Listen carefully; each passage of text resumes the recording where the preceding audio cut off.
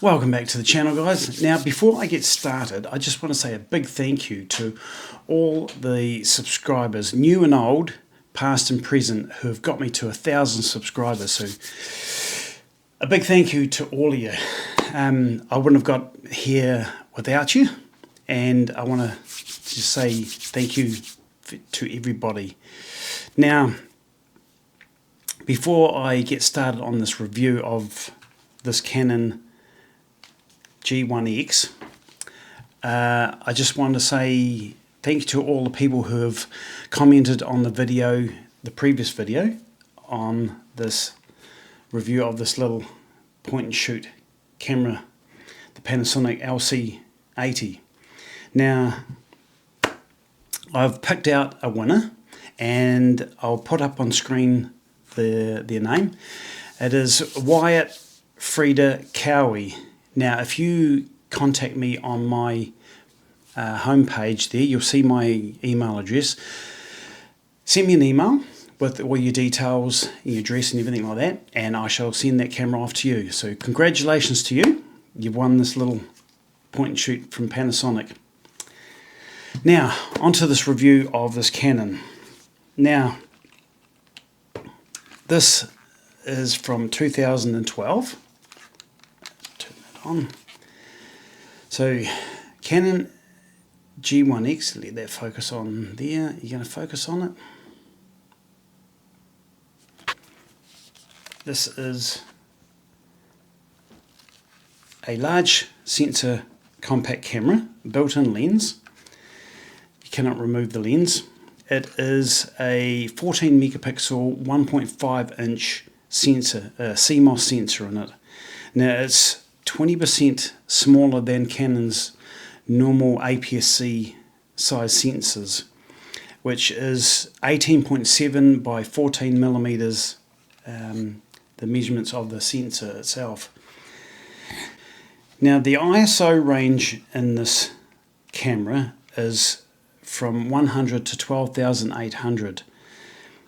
It has also like auto mode in it, so you can put it into auto, so you don't have to worry about that sort of thing. You've got all the usual, aperture priority, shutter priority, manual modes and stuff like that on here. You've got a dedicated dial on the top for that, plus a few different scene modes, and you've got the movie mode in there as well. You can see that clearly, this dial here, and underneath it you've got an exposure compensation dial. Now, the zoom range on it is 28 to 112 millimeters. It doesn't extend out very much, but that's at the wide end, and that's at the telephoto end. Now, the aperture range is f2.8 to 5.8, so f2.8 at the widest end, f5.8 at the long end. And it has a fully articulating screen, so you can flip it back and protect that screen like that. And you also have an optical viewfinder up the top there. Now, one thing with being an optical viewfinder, when you've got the screen on like that and you put your eye up to the viewfinder, it doesn't shut the screen off. You can shut the screen off with the display button, like so, but if you've got your screen on, so if you've got your screen on and you put your eye up to it, you've got the viewfinder, the screen blaring in your face as well. But yeah, with electronic viewfinders, they will have sensors to switch them between the two anyway. Now, the screen is a 3-inch screen and 920,000 dots of resolution, which is pretty average for most cameras even nowadays. Even some of the Sonys only have like just over 1 million dots of resolution on their screens. So it's, for a camera that's like 12 years old, it's still pretty good resolution, you know, from way back then. Shutter speed, maximum of 1/4000th of a second. It also has a built-in ND filter. Yes, it has a hot shoe at the top there, so you can attach an external flash to it if you want, but it also has a pop-up flash for emergency situations if you want. Now it does have some controls on it for the more experienced user, like I say, with the exposure compensation button, dial there, and like this button here is programmed for the neutral density filter. You've got, and on your control wheel around here, you've got an ISO, you've got manual focus, macro focus switches on there. You got the display mode, the flash settings on there as well, and you've got a function menu. When you push that, you see that in there. You put a function menu up, comes up round the side there, so you can access a lot of different settings quite quickly just by pressing that function menu button, and adjust the like white balance, the ISO. Exposure compensation, self-timer, all sorts of different things. So that's quite handy for that. Now as for some of the pros of this little camera, it has a built-in ND filter. Like I said before, this programmed to be turned on with this button here, and it comes up on the bottom there, so you can switch the ND filter on or off. But one thing I noticed with that ND filter is if you're in I've got one of the modes up here selected for monochrome, for black and white, and when you're in that mode you don't have access to the ND filter. Also, like one of the cons in this is that when you're in that black and white mode, you're limited to auto ISO. You cannot choose your ISO rating on that black and white mode. I'm not sure what other modes that it's is enabled in. I don't know, but that's one of them that I found out, that if I put it in that black and white mode, then you're limited to auto ISO. As for another one of the pros on this camera, it is very well built. It's a solid little camera. It feels well built. It's got a bit of a grip on there, and a textured grip as well, so it's not all smooth, so it's easy to hold onto with one hand and operate. It has that exposure compensation dial on the top for adjusting your exposure compensation. Now, one of the things I like in here when you're in movie mode, for instance, is your zoom on this is very, very smooth. It's well controlled zoom function on it for your movies, for your videos, or whatever you want to do. Now there's also, I can't find it at the moment, but there is also a attachment you can put on the front of the lens here, that when you put that on, so it's just a little plastic attachment, then it's got a screw thread on it, so you can attach filters onto the front of your lens, and I believe it's 58mm, so that's quite handy if you want to access different filters. Turn that off, the battery's flashing on me, it's flashing red on me, so so that you can attach different filters on there, like a circular polarizer or ND filter, any other sort of creative filters that you want, you put on the front of there. So that's quite handy for that, as most like compact point and shoots like this don't have a filter thread at all, or don't have accessories to be able to mount them on as well. Now this outer ring here comes off as well to attach different accessories on. I haven't got any of those accessories, but it does have that function. There's a little button at the bottom there to push that in, turn that around, take that off. It's like a decorative ring, but it's, you know, you can also, like say, put on different accessories made by Canon. Now, another one of the pros on this is that it's made in Japan. It's well built, not offshored to China or Taiwan, Thailand, or wherever. It's made in Japan, quality workmanship. So it's made in Japan, just like a lot of the pro cameras are made in Japan nowadays. The cons of this camera: slow and noisy autofocus. The autofocus is very slow on it, and you do hear the, let me see if you can, I'm not sure if you'll be able to hear this or not.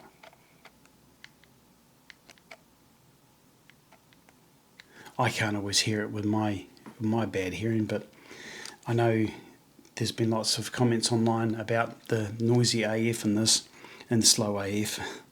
But yeah, I've heard it at different times, but yeah, it's not the best. Now, with this optical viewfinder, this is another con of this. With the optical viewfinder up here, at the wide end, this part protrudes into the viewfinder image on the bottom left. As you get about midway through the zoom range, it disappears. But then in saying that, that leads me on to the fact that when you do zoom in, all you've got up the top here is a scale. It shows you the distance of your focal range. No, it shows you how close you can focus, and that is all. It doesn't tell you like your zoom length, like, you know, 28, 50, 75 or anything like that. It tells you it's just a range, a close focus range basically. So that's a bit of a downside. You don't know exactly what focal length you're at when you look on the screen. 60 centimeters, 80 centimeters, 1.3 meters to infinity, and that's all it shows you, which is it's a shame really. Poor close focusing distance. At macro, when you put it on the macro setting, you're limited to 20 centimeters. You're like about this far away from your subject. You can't get any closer. Some small point and shoot cameras you can get really close, like it just, you know, 4 or 5 centimeters, even closer on some models. But I suppose being a larger sensor compact, it is limited to its close focusing abilities. So that's one thing to keep in mind if you're looking at that for those sort of type photos. The record button on this is another downside for me. I've accidentally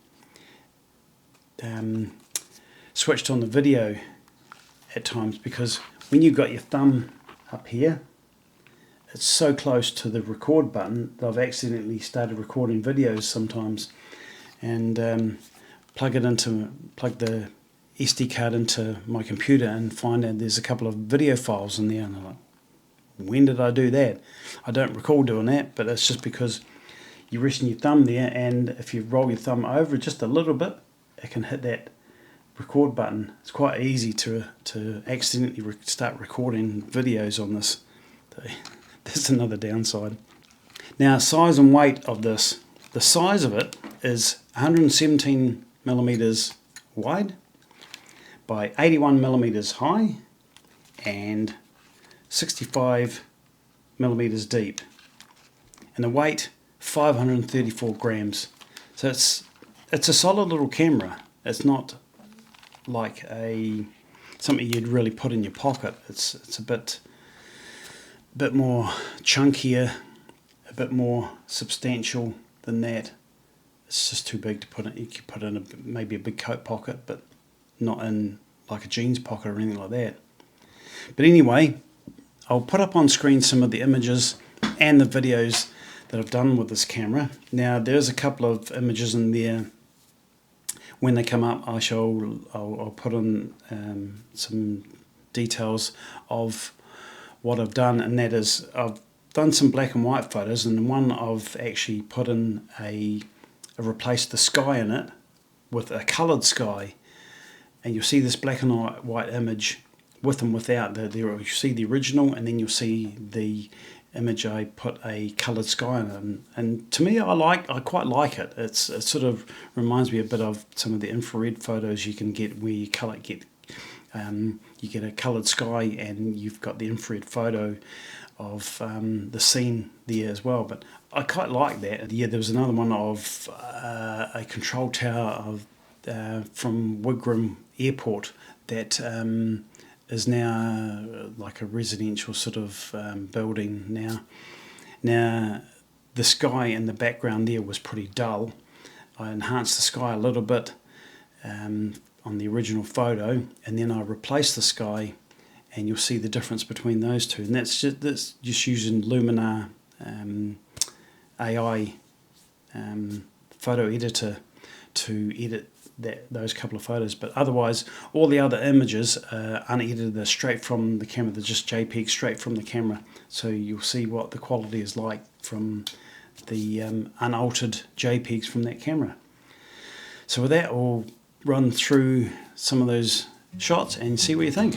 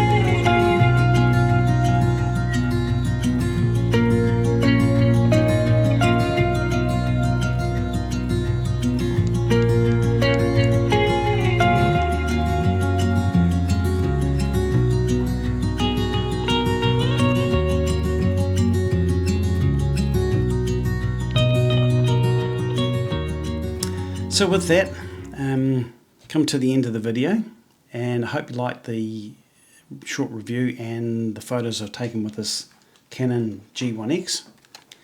I shall be doing a comparison between that and this camera and the Olympus E520 coming up soon, comparing both of those two cameras against each other, as well as a separate review of the Olympus camera, which is an interchangeable lens 4/3 sensor camera, not micro 4/3, but it's a 4/3 one before the micro 4/3.